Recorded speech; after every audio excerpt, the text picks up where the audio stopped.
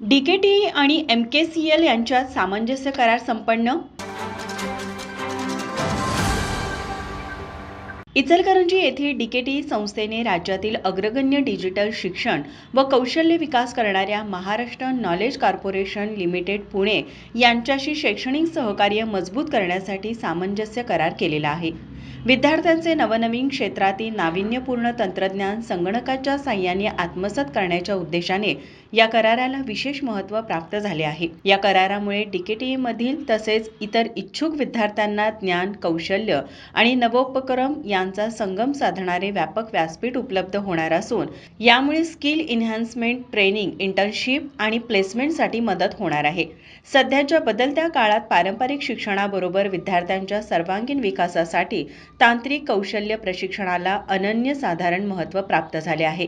यामुळेच हा करार विद्यार्थ्यांच्या दृष्टीने महत्त्वाचा आहे. पुणे स्थित एमकेसीएल ही संगणक तंत्रज्ञानाधारित शिक्षण क्षेत्रात नाविन्यपूर्ण उपक्रम राबवणारी संस्था असून या करारामुळे डीकेटीच्या व इतर विद्यार्थ्यांना 260हून अधिक मूलभूत तसेच प्रगत प्रशिक्षण अभ्यासक्रम ऑनलाईन पद्धतीने उपलब्ध होणार आहे.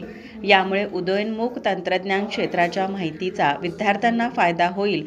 तसेच AI, cyber security, cloud computing, data science, retail business dynamics, basics of dynamics, AutoCAD तसेच विविध रोजगाराभिमुख कौशल्ये यांसारख्या विविध क्षेत्रातील अभ्यासक्रमांचा यात समावेश आहे.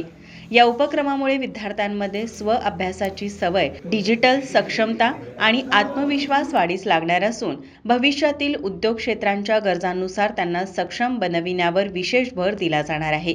अध्यक्ष कल्लापना आवाडे, माजी मंत्री प्रकाश आवाडे, सचिव डॉक्टर सपना आवाडे, कार्यकारी संचालक रवी आवाडे व सर्व ट्रस्टी यांचे करारासाठी मार्गदर्शन मिळाले.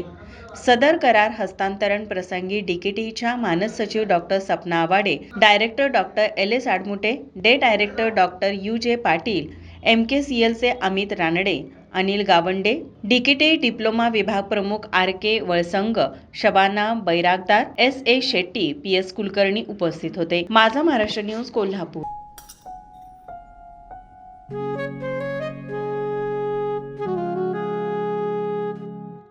बाबा, आज येताना बासुंदी घेऊन या ना.